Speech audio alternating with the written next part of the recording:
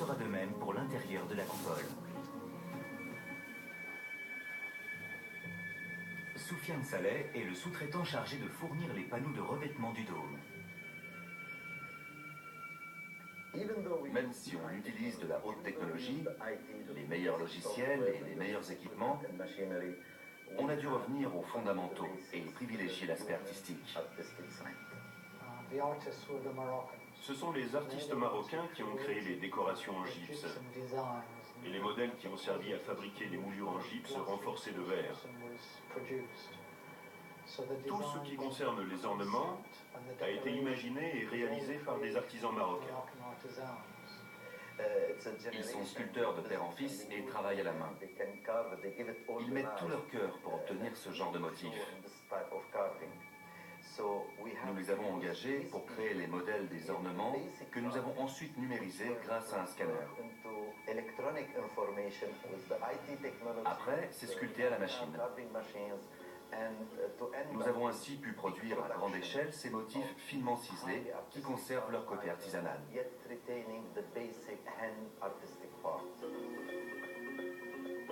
Dans les ateliers, un mélange ultra résistant de gypse et de minéraux est combiné à de minuscules fibres de verre, puis pulvérisé sur l'un des milliers de moules. Après séchage, on obtient une résine solide et relativement légère. Nous avons dû faire une simulation 3D pour mettre au point la géométrie, parce que ces pièces ne sont pas faites pour être ajustées une fois posées. Elles doivent s'assembler à la perfection et dans toutes leurs dimensions. Si vous voulez joindre deux pièces, vous devez vérifier que leurs côtés respectifs s'emboîtent bien à droite et à gauche, mais aussi en haut et en bas. Et ce n'est pas tout. Les moulures ont des épaisseurs différentes. Et elles doivent être au même niveau d'un panneau à l'autre. On ne peut donc se permettre aucun ajustement sur le site. Tout doit s'assembler du premier coup. Il y a plus de 12 100 panneaux. Dans l'atelier, un énorme gabarit en bois qui reprend la forme intérieure du dôme permet de préassembler des panneaux.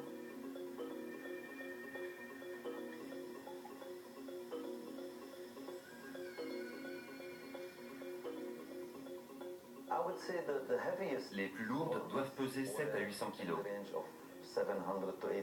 C'est énorme pour des décorations. C'est comme si on suspendait une petite voiture au dôme ou au plafond.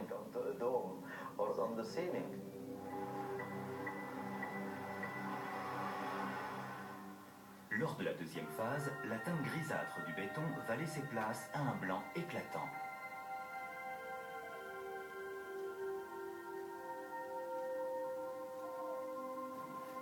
Peu de projets ont nécessité autant de marbre que la mosquée Cheikh Zayed. Et c'est le marbre le plus blanc jamais découvert, comme celui qui a servi pour le Taj Mahal. Ce matériau est très apprécié dans l'architecture islamique pour sa beauté, sa solidité et sa résistance au feu et à l'érosion.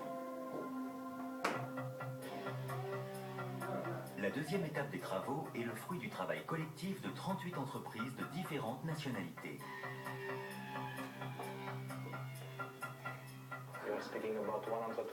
Il y a 120 000 mètres carrés de marbre au total.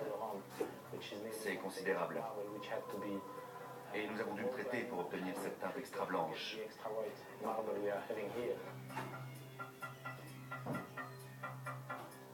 Sur toute cette surface, intérieure et extérieure, il y a également d'innombrables décorations sculptées.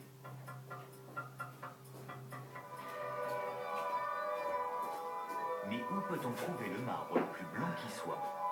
Pour cela, il faut traverser les continents. La grande mosquée Cheikh Zayed doit être intégralement drapée dans une parure immaculée du sommet de son dôme jusqu'à sa salle de prière principale. C'est à ce stade que l'Italie apporte son savoir-faire. La ville de Milan, dans le nord du pays, est connue pour être une vitrine de l'esthétique et de l'innovation.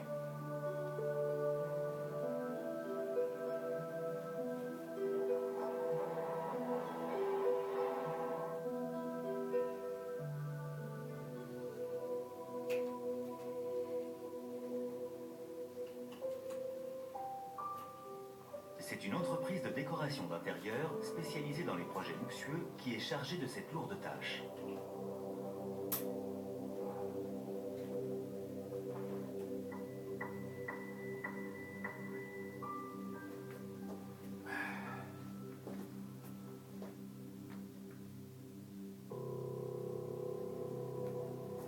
Il y a un calendrier à respecter, mais on ne crée pas un chef-d'œuvre intemporel en marbre du jour au lendemain.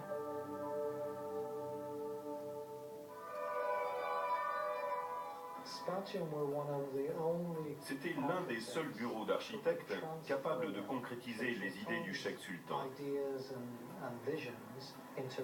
Le cheikh était très intéressé par ce concept floral pour la mosquée. L'image que le cheikh sultan avait en tête était celle de la mosquée des fleurs. Et le studio a très bien su transposer cette idée en échantillons, en dessins et en croquis.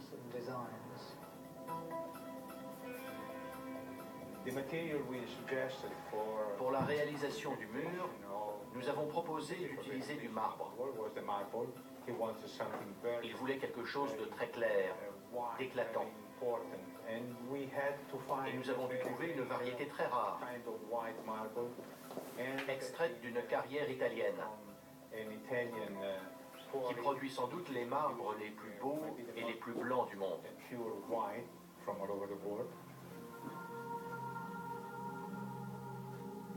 Un marbre étincelant qui provient de la carrière Acqua Bianca. C'est exactement la variété que Lorenzo recherchait, le marbre de Lhasa.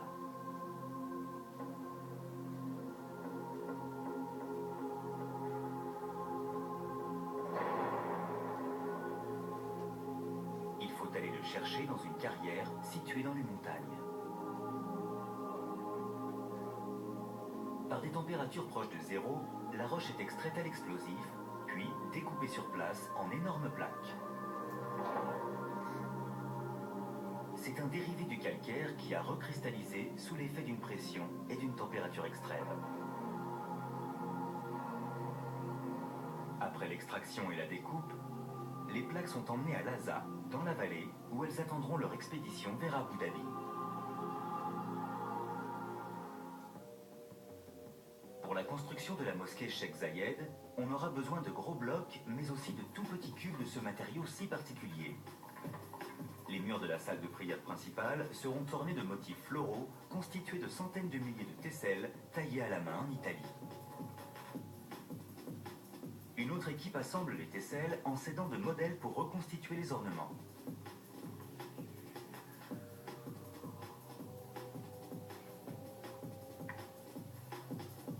Les mosaïques sont réalisées suivant une technique vieille de plusieurs siècles et elles sont conçues pour traverser les âges.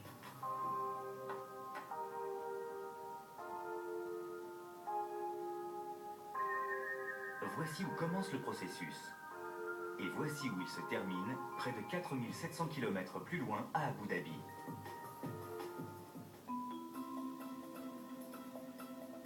Nous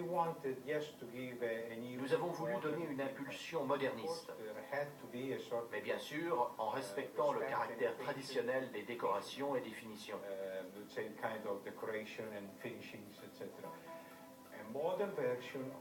C'est une version moderne des techniques classiques de décoration murale. Le marbre, la mosaïque et le verre ont toujours été utilisés pour construire ces édifices. Dans des ateliers installés sur le chantier, des dizaines d'artisans sculptent des pierres semi-précieuses avant de les incruster dans des plaques de marbre. Tout est fait à la main et tout est conçu pour s'emboîter parfaitement. Pas de modélisation numérique ni de chaîne d'assemblage. Le maître mot ici, c'est la qualité, pas la vitesse. Les plaques de marbre incrustées sont polies. Elles sont alors prêtes à être posées sur les 1096 colonnes des arcades qui entourent l'espace central de la mosquée. Au total, plus de 20 000 plaques seront nécessaires.